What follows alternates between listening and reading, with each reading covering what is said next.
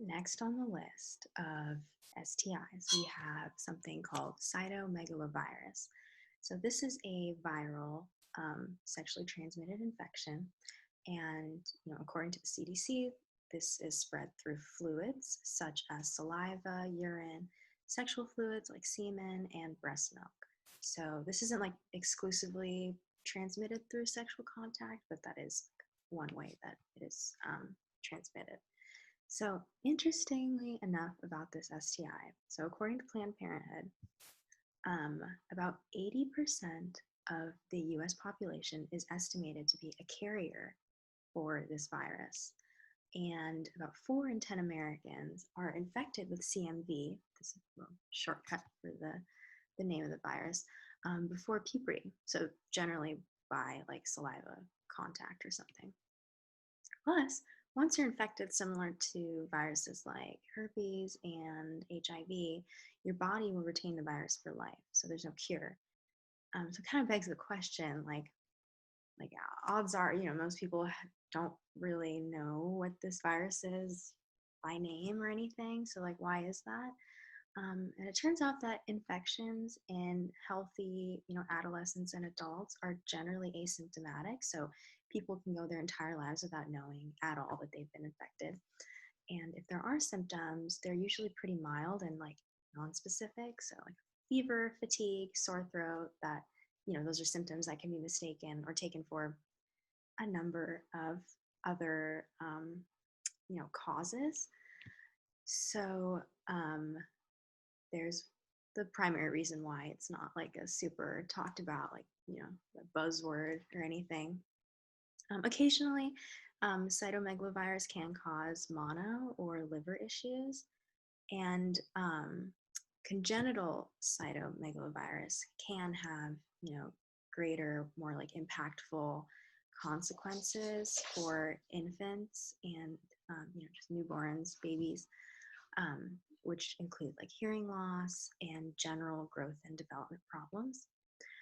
And for healthy adults, since the you know the virus doesn't really manifest, doesn't have symptoms most of the time, and the symptoms that it does have are pretty mild, there is no official course of action to treat cytomegalovirus.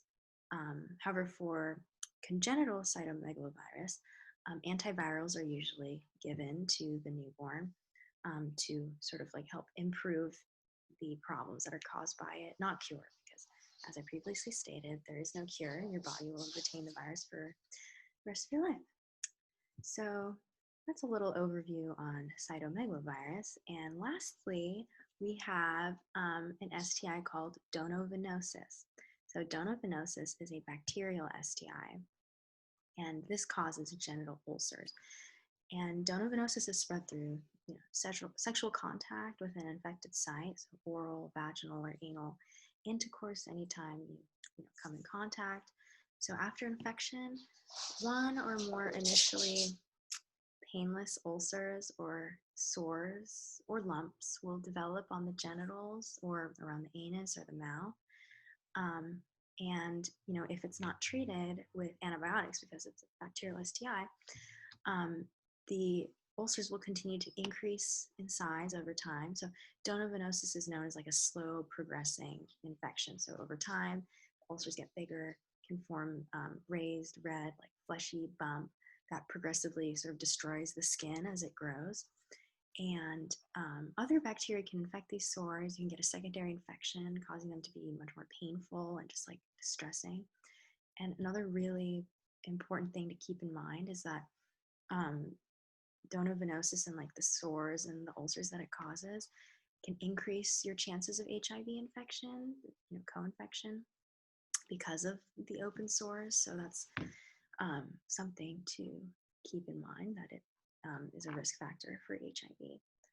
And this STI isn't like super prevalent anymore, especially not in North America.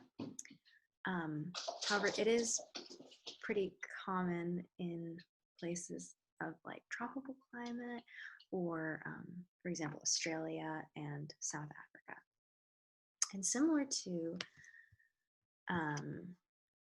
lymphogranuloma venereum, prevention, you can practice, safer sex to reduce chances of transmission, using a dental dam, using a condom.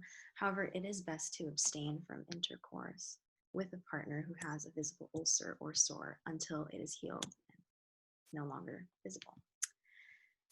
Now that concludes that. I hope that was informative. If you are interested in researching more about these STIs that I briefly touched on, there's certainly a lot more to know.